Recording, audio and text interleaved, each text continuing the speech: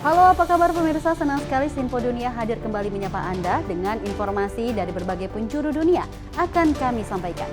Bersama saya Deo Manik, simak informasinya untuk Anda.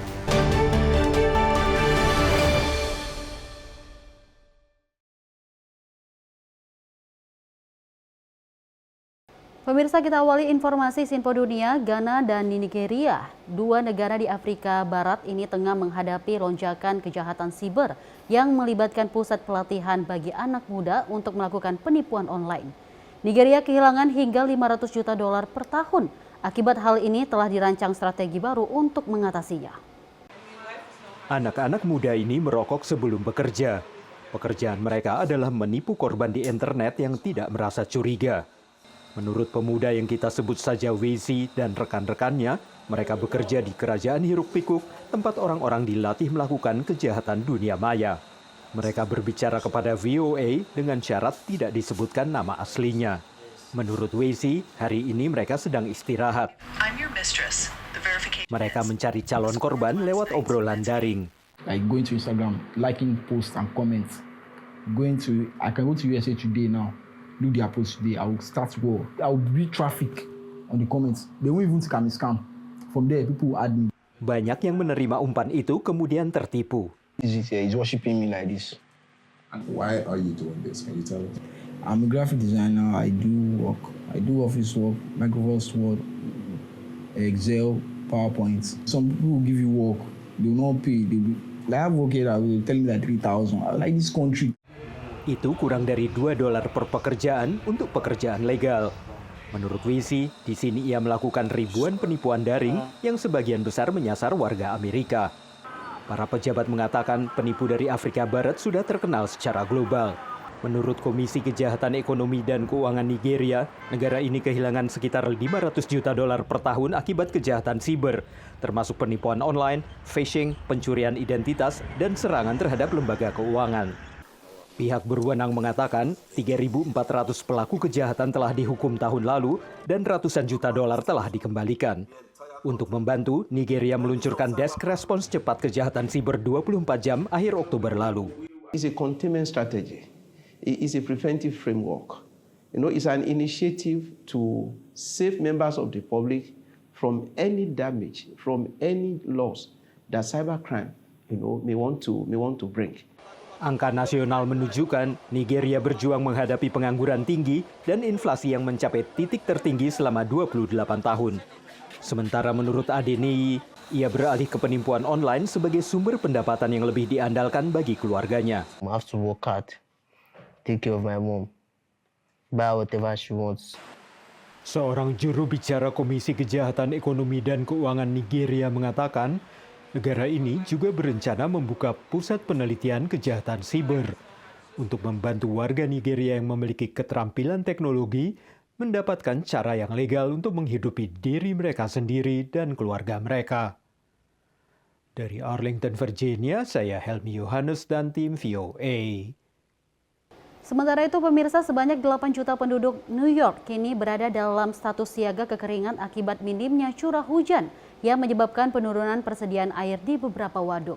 Pemerintah kota pun mengimbau warga untuk berhemat dalam penggunaan air. Di Waduk Ashokan di Ulster County, negara bagian New York, permukaan air terlihat lebih rendah. The water levels are low and you can see a lot of the basin of the Ashokan Reservoir, which you can't usually see. Hal serupa juga terlihat di Waduk Shohari di Shohari County. Over my shoulder here is Schoharie Reservoir. Its capacity is 19 billion gallons. Today we're about 27% of capacity. It's down about 36 feet. Para pejabat kota New York mengatakan bahwa waduk ini merupakan bagian dari sistem yang biasanya menyediakan sekitar 40% pasokan. Waduk-waduk ini mendapatkan air dari hujan atau salju yang mencair. Meski bulan Juli dan Agustus kemarin cuaca cukup basah, namun hujan berkurang drastis pada bulan September. Normally we'd have from September until now about 10 inches of rain, and we've only received about 2.5 inches of rain. And that's resulted in less water flowing into the streams that fill the reservoirs. Kota New York mendatangkan total pasokan 1,1 miliar galon air setiap hari. Air bersih datang dari 19 waduk yang dialirkan lewat aqueduct dan terowongan bawah tanah. Namun, saat ini kapasitasnya berkurang. The system, the New York City system, is at 63% capacity right now.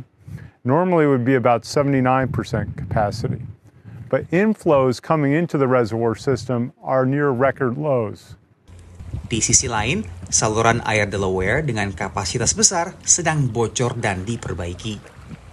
It's a possibility we may stop and get the Delaware Aqueduct turned back on to restore full access and the entire supply, given these, very, very dry conditions. Melihat situasi ini, pemerintah kota New York pun menetapkan siaga kekeringan sejak Senin 18 November waktu setempat. Today, I'm upgrading our drought watch to a drought warning and ordering our agencies to immediately implement water-saving measures. Terakhir kali siaga kekeringan diterbitkan pada tahun 2002. Warga kota New York seperti saya diimbau oleh pemerintah kota New York untuk hemat-hemat air dulu. Jadi kalau misalnya sikat gigi, cuci tangan, atau mandi harus dikurangi waktunya. Nah, upaya yang serupa juga dilakukan oleh pemerintah dengan melakukan penghematan air dengan mengurangi pencucian mobil-mobil pemerintahan seperti truk pemadam kebakaran, mobil kepolisian, bahkan hingga truk sampah. Dari kota New York, saya Reni Caksana dan tim VOA. Pemirsa, maskapai penerbangan Kenya memanfaatkan sampah plastik untuk menghasilkan solar yang digunakan pada kendaraan bandara. Program ini bertujuan menekan biaya bahan bakar serta mengurangi dampak polusi plastik, kata pihak berwenang. Pembuangan plastik yang tidak terkendali di Kenya sering meningkatkan polusi dan limbah di lingkungan. Sebagian besar plastik ini berakhir di tempat pembuangan sampah. Namun Oktober lalu, maskapai penerbangan nasional Kenya Airways meluncurkan proyek untuk mengubah plastik menjadi bahan bakar. Plastik dicacah dan dimasukkan ke dalam wadah ini.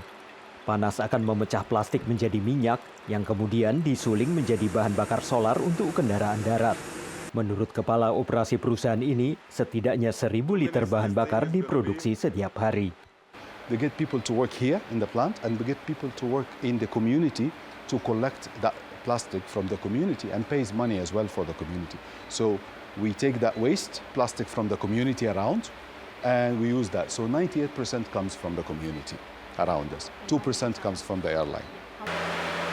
Para ilmuwan mengatakan, solar yang dihasilkan dari sampah plastik kurang efisien dibanding bahan bakar biasa, menghasilkan emisi gas buang yang lebih tinggi, dan memiliki titik nyala yang lebih rendah sehingga lebih mudah terbakar. Pada saat yang sama, pasokan dan harga minyak tidak menentu, dan Kenya hampir tidak memproduksi minyak mentah. Jadi menurut para ahli, menciptakan alternatif bahan bakar sangatlah penting. You begin to change people to renewable energy. And then also cut the dependency on fuel, on the traditional hydrocarbon fuels. And the earlier you do it, the better it will be for the country. Selain itu, polusi plastik masih menjadi masalah yang signifikan di Kenya, meski ada komitmen nasional belum lama ini untuk meningkatkan daur ulang. Diperkirakan 92% plastik di Kenya dikelola secara tidak tepat, dan hanya 7% yang didaur ulang menurut laporan terbaru. We do use the plastics that is in terms of bottles and other like trays and such like things. So when they break, we would be forced to dispose them. But now with the plant, we are able to bring them back here and recycle the same to produce diesel. Pabrik bahan bakar solar ini dirancang para insinyur Kenya dan merupakan yang pertama dari jenis tersebut di negara itu. Para pejabat Kenya Airways mengatakan, memproduksi bahan bakar ini secara lokal akan menghemat biaya dan mengurangi limbah plastik. Dari Arlington, Virginia, saya Helmi Yohanes dan tim VOA. Ukraina telah mencapai posisi terdepan dalam digitalisasi layanan pemerintah. Berkat tekanan situasi akibat invasi Rusia, warganya kini dapat mengakses layanan seperti paspor digital, notifikasi serangan udara, dan informasi wajib militer melalui aplikasi ponsel. Berikut informasinya.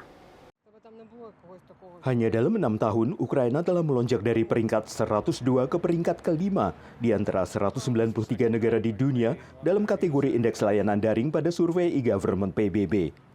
Україна не може оцінювати себе, тобто так, це завжди експерти з інших країн. Тому ми дуже щасливі, що в цьому році ми посіли 5-те місце, оскільки багато років поспіль Україна посідала місця там 100-те і 80-те.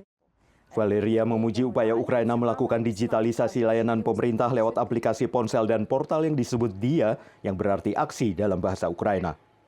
Їм достатньо мати свій смартфон, застосунок Дія, і там всі документи їм доступні онлайн, і вони можуть їх пред'являти будь-якому державному органі. Warga Ukraina bisa mendaftarkan bisnis bahkan menikah secara daring lewat aplikasi DIA. Початок війни – це внутрішньо переміщені особи, тому ми надали їм можливість зареєструватися такими особами, отримати фінансову допомогу. Ми говоримо про відновлення пошкодженого знищеного майна, і тут у нас є проєкт її відновлення. Perang juga mendorong pengembangan aplikasi seperti alarm udara. Застосунок Air Alert сповіщає в реальному часі про можливі тривоги в якомусь взятому регіоні. Це тривоги, які пов'язані з...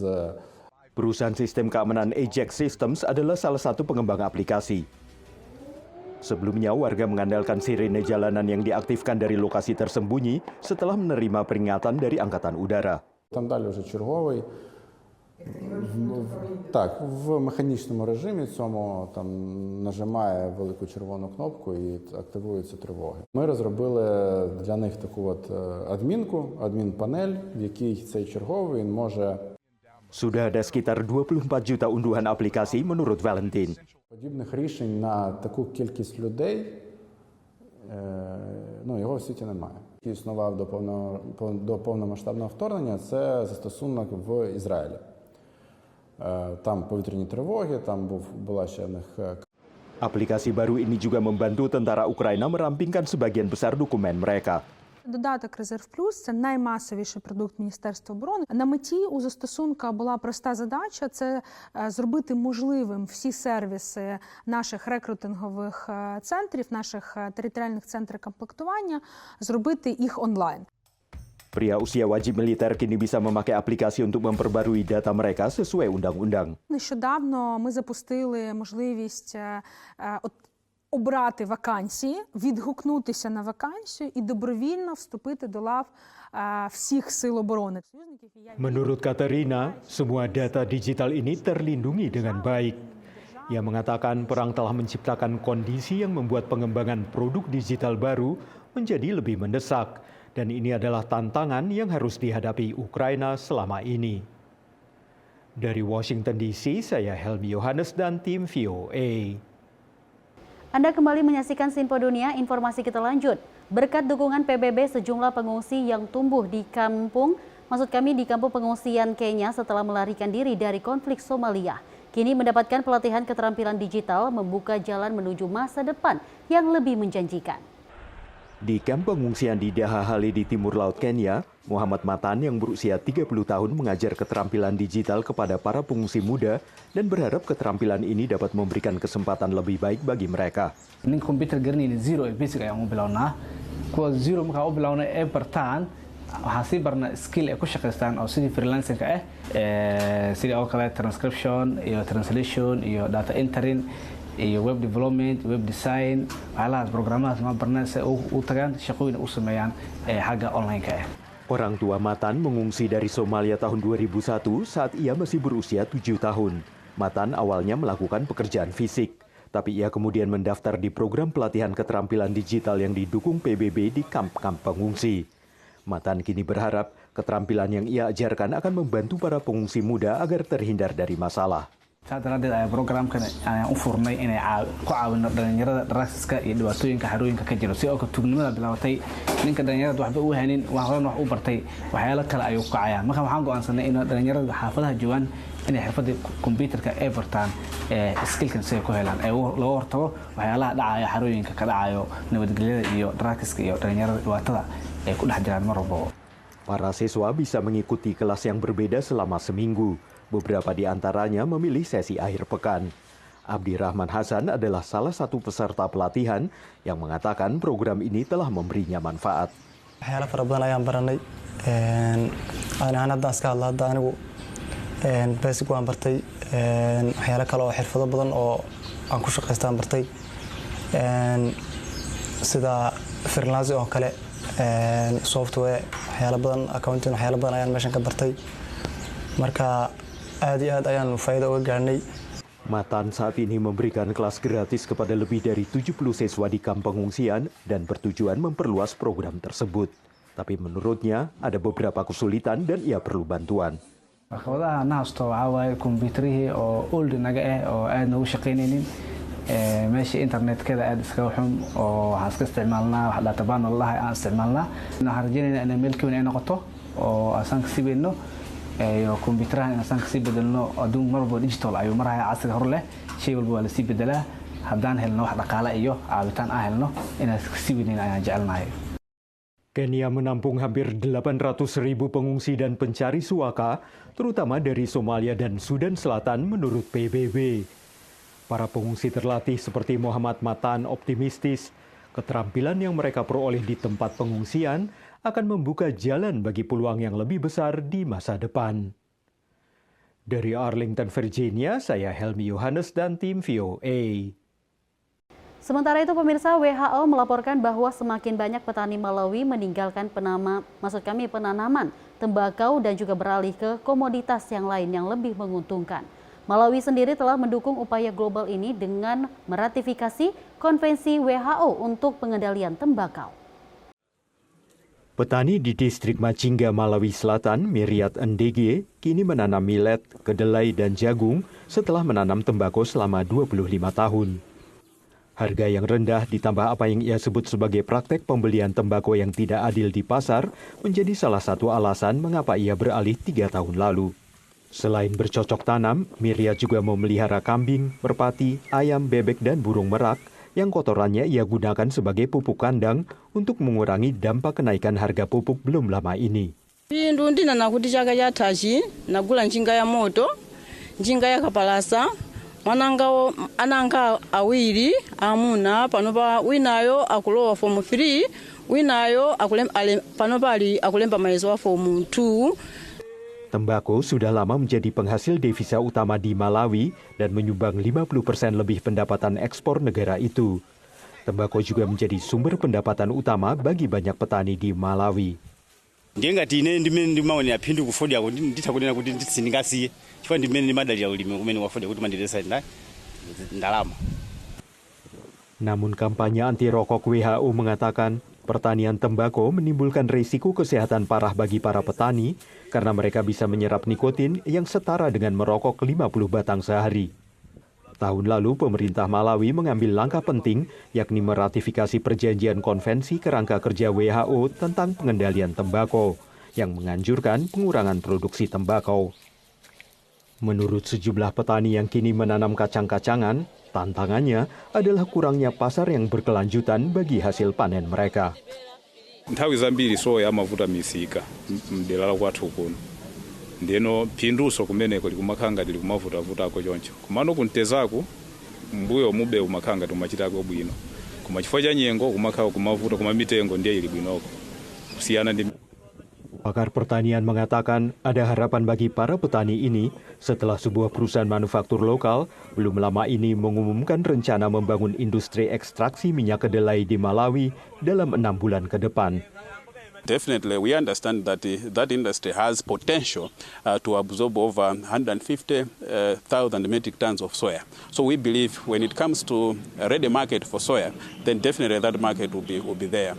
Menurut Leonard, para petani Malawi siap meraup lebih banyak pendapatan dari panen mereka menyusul peluncuran ekspor kedelai ke Tiongkok pada bulan Mei lalu. Ketika sebuah perusahaan lokal melakukan pengiriman uji coba sebanyak 240 metrik ton kedelai ke Tiongkok. Dari Arlington, Virginia, saya Helmi Yohanes dan tim VOA. Informasi berikut ini pemirsa, AI kini mulai diterapkan di industri konstruksi. Sebuah proyek gedung di Seattle, Amerika Serikat menggunakan robot untuk mendokumentasikan progres pembangunan serta mendeteksi ancaman keselamatan.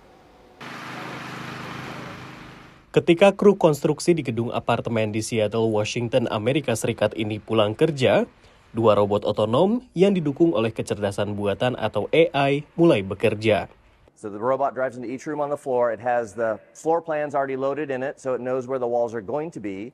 And what it does is it moves into each space and takes a 360-degree high-resolution photo. And then it uploads those photos into its cloud-based platform where it runs through a number of AI-driven analysis that then report out to the project team. Robot-robot ini bagian dari proyek percontohan kolaborasi antara perusahaan konstruksi Skanska dan Nextera Robotics yang berbasis di Boston. Ketika robot-robot ini diperkenalkan kepada para staf 3 bulan yang lalu, beberapa orang merasa skeptis. I have not seen a robot that's able to autonomously kind of maneuver around a construction site that's ever changing. There's always things in the way. There's always people moving in and out. But these do a really good job at that. Gambar-gambar yang diambil oleh robot-robot ini diproses model AI yang dilatih untuk mengenali ribuan objek yang berhubungan dengan konstruksi. Sehingga para insinyur di lokasi dan perancang di tempat lain dapat memantau kemajuan pembangunan dan mengidentifikasi potensi bahaya. Are the walls painted? Is it drywall? Did the ceiling have framing? Is it painted concrete? Is the air duct installed? Is the air duct insulated? It's looking for all of these things and then processing them into our online platform. Para pemimpin proyek bersikeras bahwa robot-robot tersebut ada untuk membantu orang-orang dengan tugas-tugas yang membosankan atau berbahaya dan bukan untuk mengambil alih pekerjaan mereka. The robot saves a lot of person time just because the amount of time it would take a human to come through and take the level of photos with the consistency is more than 40 hours a week. Terlepas dari manfaat teknologi ini, perusahaan konstruksi masih lambat dalam mengadaptasi alat bantu AI. Tetapi Stewart berpikir hal ini akan berubah. The construction industry is ripe for much more inclusion of robotics in the future. I think that robots will always be working hand in hand with the humans on the job sites as a tool and a benefit. I don't think that they're going to be taking over the construction process on their own. Stewart mengatakan bahwa adopsi AI yang lebih luas untuk optimasi proses dan penilaian resiko dalam konstruksi hanyalah masalah waktu. Penggunaan robotika yang didukung oleh AI merupakan salah satu tren di dalam industri konstruksi.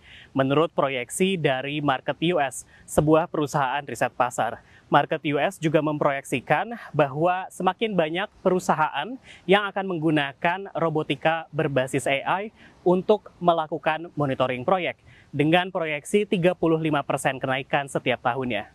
Dari Washington DC, saya Rio Tuasikal dan tim VOA. Dan pemirsa, demikian informasi Simpo Dunia kali ini. Saya Dewi Manik dan mewakili seluruh kru yang bertugas pamit. Terima kasih atas kebersamaan Anda. Sampai jumpa.